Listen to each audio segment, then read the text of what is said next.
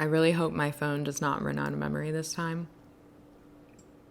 Yes, I'm drinking out of the bottle. I'm mostly doing that because I don't want to get a glass. So, bottle it is. My car accident happened in August 3rd of 2020, so it's coming around the corner. And I usually get super sentimental and really like emotional and weird like the whole entire month of July leading up until my car accident date. So with that being said, today I'm going to talk about basically things I wish I knew when my car accident happened, things I wish I knew when I first got injured. The first biggest thing that I did kind of know, and I was definitely forewarned about, is you're going to find out who your friends are and you're going to lose a lot of people. I definitely didn't take that seriously. My good friend Jessie told me that little piece of advice, and I definitely did not take her seriously, and I regret that fully. That was in the beginning of my car accident when I still had like a lot of support. You're going to have a lot of support in the beginning. People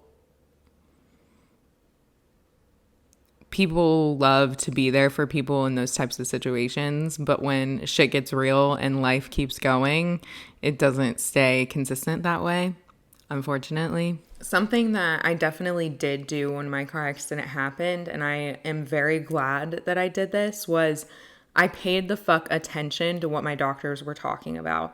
So when I was in inpatient rehab and they're telling you all of this stuff about your body and they're teaching you about being a paraplegic or quadriplegic or whatever your injury is, and they're teaching you about all this stuff, you need to listen. You need to take notes. You need to keep all the paperwork you can possibly keep entirely. And with that too, I actually had my parents sign up with Social Security and Medicare and Medicaid for me, which I fully regret because now I'm backtracking and doing all of this stuff, figuring out how it works on my own because they did it all for me and they're not around to help me with it now. So I basically just have to figure it out on my own. And I really regret that because I know if I was setting everything up in the beginning, then I would have been told exactly step by step how everything works, how I'm approved for everything, what I qualify for, all of that stuff, because that's going to be really important. Whether you think that you're going to be covered or not, you might not be covered. You might lose your job. Whether it's an accessible job or not, you never know. So definitely pay attention to all of that. You're going to have access to like caseworkers and all different kinds of people that will be able to help you in the beginning, but you will not have that 2, 3, 4, 5 years into your injury. You're going to hate your first wheelchair. Everybody hates their first wheelchair. Everybody's first wheelchair is so shitty because it's your first wheelchair and you don't know what you want. You don't know what you're going to like. I personally just got my second wheelchair, my new wheelchair. I am going to do like a whole video for you guys about that because I know I was making like those type of style videos before. So I'm going to make a whole video like that for you guys about comparing like my old wheelchair to my new wheelchair. I really hated my old wheelchair. It was super inconvenient, really big, really heavy. Typically everyone's in the beginning is really big, really heavy, super inconvenient. But on the bright side, people can typically get approved for a new wheelchair because they are typically really bulky before the whole like 5-year gap is up with insurance. It really just depends on like how big or small your wheelchair is for you, but it definitely is possible. I got approved for my wheelchair and I got everything that I wanted approved, which was more than I thought I was even going to get approved for. This is not something that I personally really struggled with because I did prepare myself when I first became injured because I knew that I wanted to lose weight. So I already knew that this was going to happen and was inevitable. But my body changing, or your body changing in general, so your body is going to change so much staggeredly for like even for the first 3 years, I'd say probably your body is going to change so drastically, maybe even the first 5 years. I don't know because I'm not there yet. But for the first 3 years, I'd say like my body has changed so much, and not just because of the weight loss.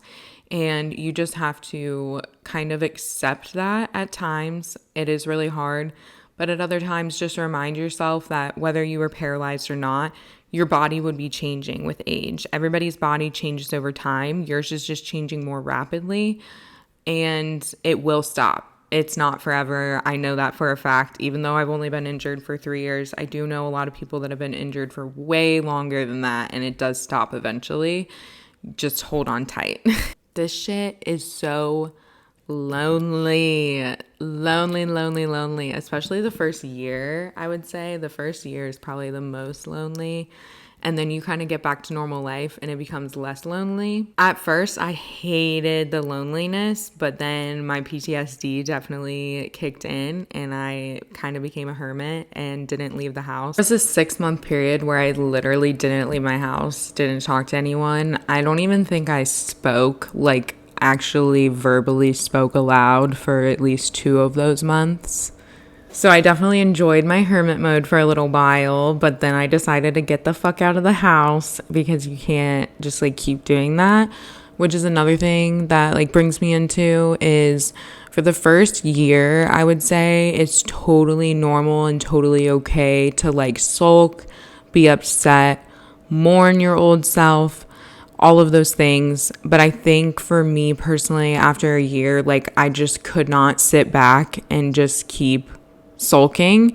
You just have to kind of realize, I think the mindset that I put myself into is I'm in the wheelchair regardless, I'm not walking again. So I need to be happy because what am I going to be sad in the wheelchair or am I going to be happy in the wheelchair?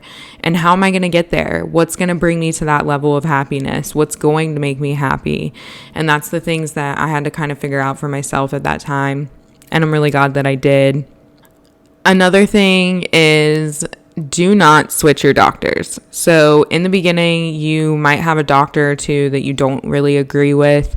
For me personally, I got set up with a whole entire care team through UC Health in Cincinnati, and that is literally such a blessing to have all of your healthcare providers all connected and together because it just makes things so much easier for appointments, prescriptions, all of that. It makes it 20 times easier. So I highly recommend doing that, keeping all of your providers together because you are going to have a lot of doctors. I have at least 8 consistent providers that I do see to this day. But with that being said, in the first year of my injury, I did switch around urologist a couple of times, which was probably the biggest mistake that I could have made because I ended up going back to the original urologist that I was working with. Another huge thing is to not compare yourself to other people that are injured. I really did that in the beginning of my injury. I would compare myself to people that were more lower level injuries than me. I would compare myself to higher level injuries than me. I just did a lot of comparing, and that's not a healthy thing to do, whether you're paralyzed or not. It's never healthy to compare yourself to others, but it is something you're naturally going to do when you do first become injured. Just try to remind yourself that you are your own person. You have your own body. Everybody's body works differently.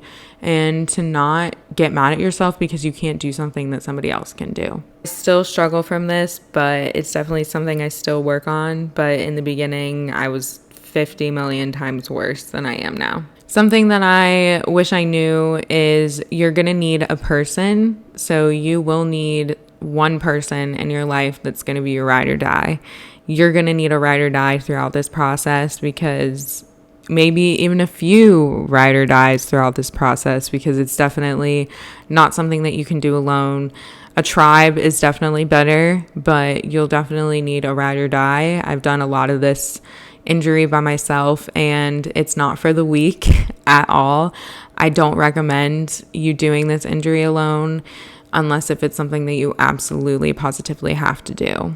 Going back to work, don't feel bad about going back to work. Seriously, work and all of that shit, put that in the back burner of your brain, the literal trenches of your brain, because you don't need to be thinking about that for at least the first year and a half. For the first year and a half, you just need to be worried about getting on your feet, getting your health good, and focusing on yourself. That's all you need to worry about. That's why government assistance is a thing. That's why we do have this for disabled people, because when you become disabled like this, you have to take a lot of time to heal from what you've been through. So take your time, heal from your shit, because for that first year and a half, like I've been saying, you can heal, you can focus on you, and that's exactly what you should be doing. accept as much help as possible. When I was first injured, I did get help from my family. I got a little bit of help from my friends as well, but not any kind of like GoFundMe or anything like that. I didn't get any kind of settlement out of my car accident because I was at fault for my car accident. So I had a couple friends mention doing a GoFundMe, but I just kind of like brushed it off. And I wish I wouldn't have done that because the amount of money that things cost, even after the first year, is insane. And I definitely regret that because that money could have helped me get on my feet on my own.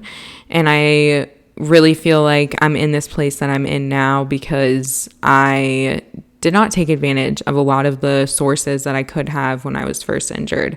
So when you become first injured, take advantage of everything, not just government assistance. Take advantage of people that want to help you. People want to help you and you deserve the help. You've been through an insanely traumatic experience, no matter how old you are, and you deserve the help. So take advantage of it. Let people help you. All right, guys, I'm going to cut this episode short because I am running out of memory on my phone, but I am definitely going to be doing this every single week for you guys. I'm super excited. I have the setup inside right now just because electronic things can't really go outside currently at the moment, but we're going to fix that and we're going to be on the couch and chilling. But you guys have a great day, night, whenever you're watching this. I love you guys. Bye.